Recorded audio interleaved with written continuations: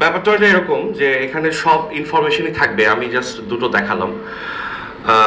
এবং এটা যখন আমরা মাননীয় কৃষিমন্ত্রী এবং কৃষি মন্ত্রণালয়ের পারমিশন সাপেক্ষে আমরা যখন সবার জন্য এটা উন্মুক্ত করব, সব বাংলাদেশের সব কৃষকদের জন্য যে কোনো মোবাইল ফোন থেকে তারা এটা অ্যাক্সেস করতে পারবে, তখন আমরা এরকম একটা ব্যবস্থা রাখবো যে লাইভ এখানে দেখা যাবে যে অনেকের অনেক সমস্যার সমাধান হয়তো নাই, কারো কারো খুব স্পেশালাইজড কিছু প্রবলেম থাকতে পারে, খুব স্পেসিফিক কিছু সমস্যা থাকতে পারে, সেগুলোকে অ্যাড্রেস করার জন্য আমরা লাইভ কনফারেন্সিং এরও ব্যবস্থা করব, যে যাতে করে একটা নির্দিষ্ট সময়ে কৃষি বিশেষজ্ঞ কৃষকদের স্পেসিফিক প্রবলেম অ্যান্সার করতে পারে।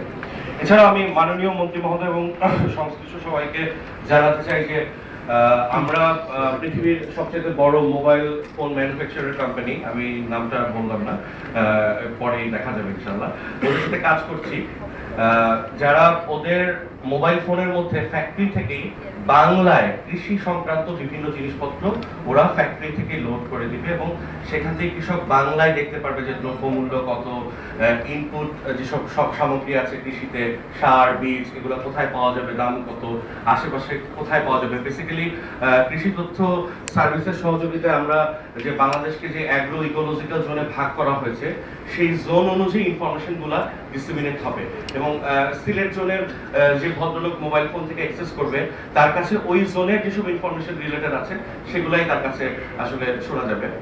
তো এই ছিল মোটামুটি আমাদের সংক্ষিপ্ত প্রেজেন্টেশন। আমরা আশা করব যে সরকার এবং সকলের সহযোগিতায় ইনশাআল্লাহ ডিজিটাল বাংলাদেশ গড়ার ব্যাপারে আমাদের এই পদক্ষেপ কিছুটা হলেও ইম্প্যাক্ট রাখতে পারবে বাংলাদেশের কৃষিতে। ধন্যবাদ সবাইকে।